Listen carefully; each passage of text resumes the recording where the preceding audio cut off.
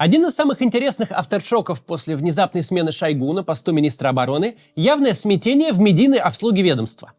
Еще за сутки до неожиданной отставки сама такая возможность яростно отрицалась в эфире Соловьев Лайв, одного из главных пропагандистских медиа, обслуживающих министерство. Все ручные телеграм-каналы, работавшие на образ Минобороны и лично Шойгу, затихли как перед бурей. Конечно, чисто по инерции они нахваливают новое начальство, но, судя по всему, без централизованного планирования. И причина общей растерянности не только в том, что сказать о новом министре нечего, но и в том, что для аппарата пропаганды Минобороны теперь наступают скверные времена. И наступят они в любом случае. Да, процесс передела должностей и бюджетов стартовал еще до смены главы ведомства. Он начался с посадки Тимура Иванова.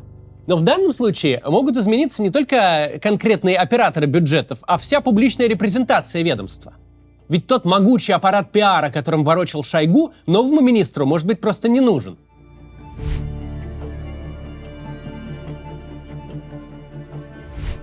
В истории новой России Шойгу в каком-то смысле уникальный и единственный в своем роде персонаж. Он создал собственное ведомство и стал его главой еще до того, как Российская Федерация обрела государственный суверенитет. Он фактически единственный публичный политик 90-х годов, чья популярность никак не страдала от постоянной смены ельцинских правительств. Более того, он умудрился вот этот вот шлейф эпохи за собой не унести. В те годы путь политиков от народного обожания до ненависти и полного забвения занимал месяцы, но не у Шойгу. Кризисы и катастрофы, волны обнищаний, шахтеры с касками, телевизионные войны олигархов – все с него сходило, как с гуся вода. На него не собирали и не публиковали компромат, вроде съемок из сауны скрытой камерой. Он как-то всегда умудрялся жить так, что для воюющих кланов был не стороной конфликта, а ценным активом. И в конечном итоге всегда оказывался на службе у победителей. Мне кажется, все догадываются, почему так происходило. Шойгу – мастер пиара. Год за годом он сидел в правительстве с коллегами в костюмах от Hugo Boss, и коллеги эти выглядели завсегдатаями фешенебельных ресторанов, где за ужин ты оставишь 3 средние зарплаты. Шойгу же одевался и вел себя как простой и свойский мужик. Надо отдать должное. Он понимал то, до чего не додумался почти никто из чиновников. Что в стране, где люди работают за 20 баксов в месяц, да и тех не платят, где каждый день не теракт, так взрыв в шахте, в такой стране нельзя тыкать людям в лицо своим барским благополучием. Перед камерой нужно всякий раз появляться в спасательной униформе, будто ты вот только что старушку из пожара лично вытащил. На каждую крупную катастрофу Шойгу приезжал лично. Он всегда был на виду и всегда представал в самом выигрышном образе. Главный российский МЧСник занимался медийной стратегией больше, чем кто-либо другой в правительстве. Благодаря регулярным документальным передачам о работе спасателей, напоминавшим остросюжетные сериалы, его ведомство выглядело как самое эффективное в стране. Собственно, именно поэтому Шойгу был выбран первым лицом партии «Пустышки Единства», когда пришло время ее вести на выборы. Не ставить же во главу списка Путина, ставшего премьером пару месяцев назад.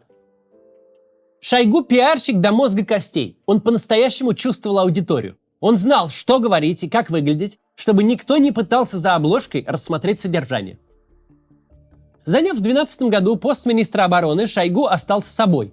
Его предшественник Сердюков пытался осуществить структурные реформы армии, перевести ее на лучшие мировые образцы техники, сократить генералитет, изменить организационные подходы и сократить цепочки подчинения, чтобы избавиться от раздутых штатов.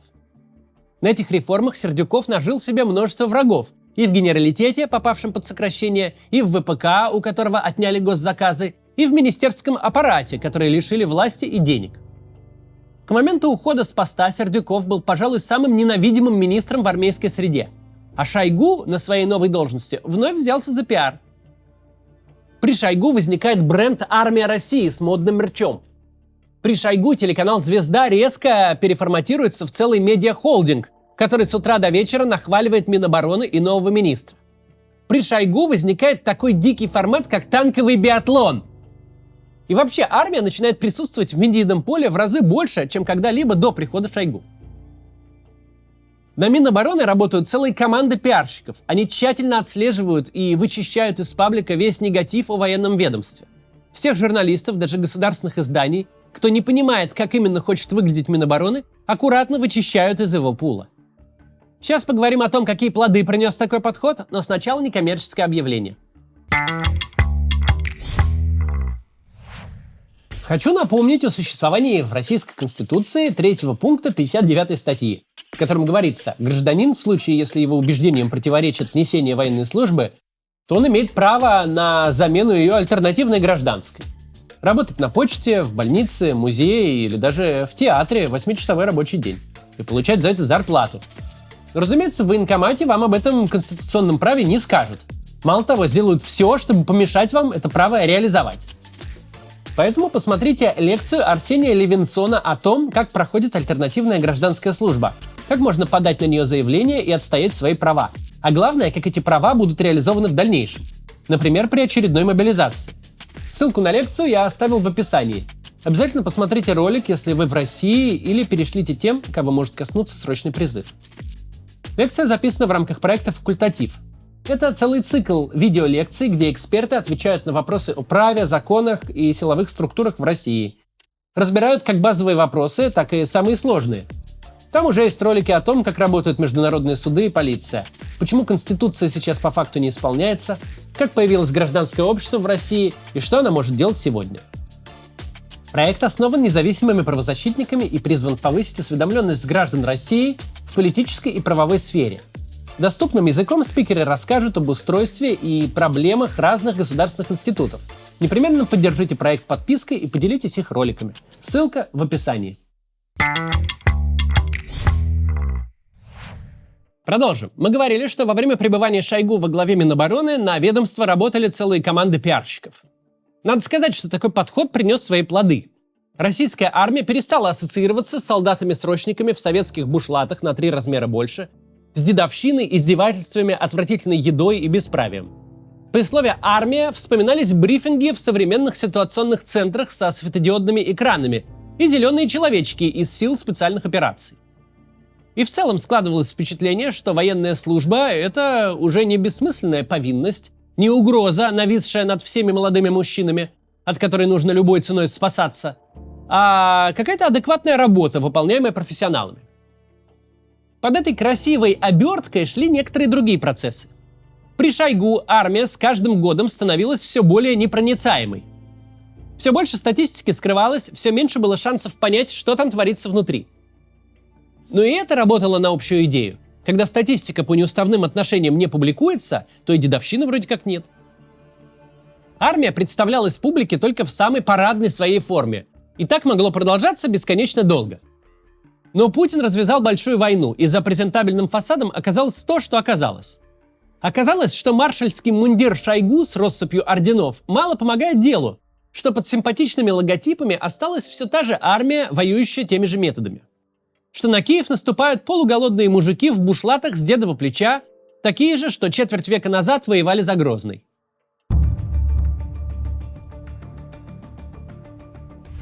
За первые недели полномасштабного вторжения открылись такие бездны, что западные аналитики, предрекавшие падение Киева максимум за месяц, просто подбирали с пола упавшие челюсти. Сложно было поверить в заглохшие без топлива танки и БТРы. В то, что армия, которая ломится, куда глаза глядят, без плана и идеи, что делать на чужой территории, даже без нормальных карт, это не шутка. Эта армия настолько лихо себя разрекламировала, что сумела всех убедить в своей готовности воевать как минимум со всем НАТО целиком. А на поверку оказалась мировым посмешищем. Как и сам Шойгу, который в одночасье стал посмешищем тоже. Все, что до 24 февраля работало на популярность министра, обернулось против него.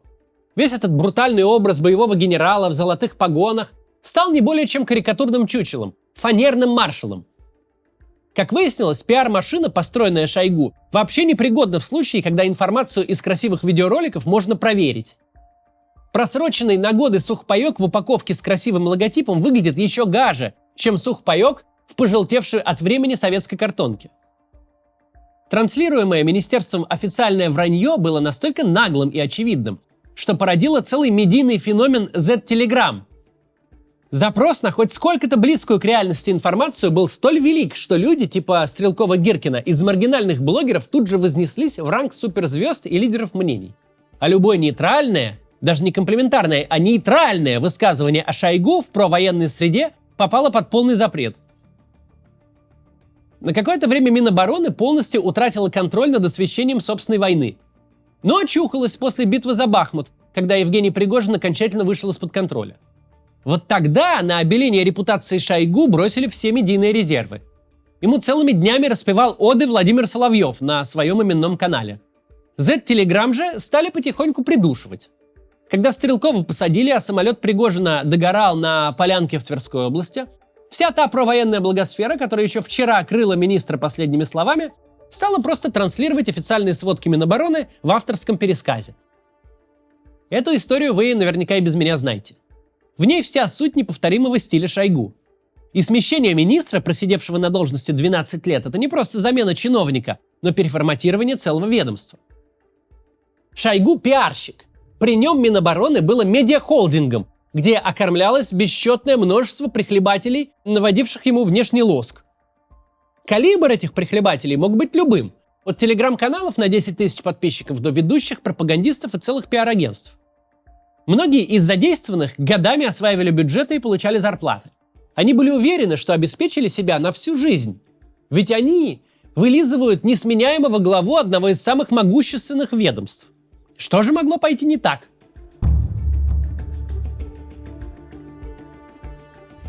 Это один из самых интересных сюжетов сейчас. Погром и раскулачивание Минобороны начались с самого богатого и вкусного куска – со строительной отрасли. Там даже не дотерпели до смены министра. Арест замминистра Иванова повлек за собой целый шлейф силового передела.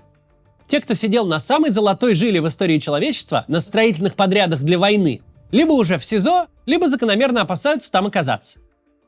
А ведь они считали, что схватили Бога за бороду, что всем заплатили и со всеми договорились. Другой интересный сюжет – судьба медийной обслуги. Белоусов в своей медийной репрезентации совершенно не похож на Шойгу. Не похоже, что он собирается лезть поперек батьки в пекло, то есть становиться популярнее самого главного начальника. Не похоже, что продолжатся жирные времена, когда на формирование светлого образа генерала Шойгу можно было заработать бесконечное бабло. Задачи новой метлы, видимо, сводятся к тому, чтобы не особо отсвечивать в паблике и по возможности резать косты. При всех отчетах о небывалом рассвете экономики бюджет войну, очевидно, не тянет. Этот факт сквозь зубы признают даже самые лояльные спикеры. Самой очевидной черной дырой военных расходов было строительство. За него и взялись в первую очередь. Логично предположить, что следующим под нож экономии, а возможно и на нары по соседству со строителями, отправятся те, кто всю свою публичную репутацию поставил на идею, что Шойгу и его стиль руководства пребудут вовеки. Такие ведомства, как Минобороны при Шойгу, это буквально уменьшенная копия российского государства. С одной стороны, кажется, что лучшая жизненная стратегия – подлезть под теплый бочок к начальству, сесть на его бюджеты, верить ему свою жизнь. Но мы видим, как лихо вылетают люди из кресел. Видим, в какой растерянности находится медийная обслуга, у которой внезапно отобрали планы на будущее. И понятно, что стратегия эта до предела провальная. Да, безусловно, пока начальство в силе и при власти, ставка на него играет. Но как только обстоятельства меняются, как только конкретные физические лица теряют свои места, оказывается, что не было у тебя никакой стратегии, что все держалось на единственном ржавом гвозде. Гвоздь сломался, и ты в свободном падении. Те, кто служит сегодня Путину, должны очень внимательно смотреть на судьбу окружения Шойгу. Ведь именно так выглядит призрак их будущего Рождества. До завтра.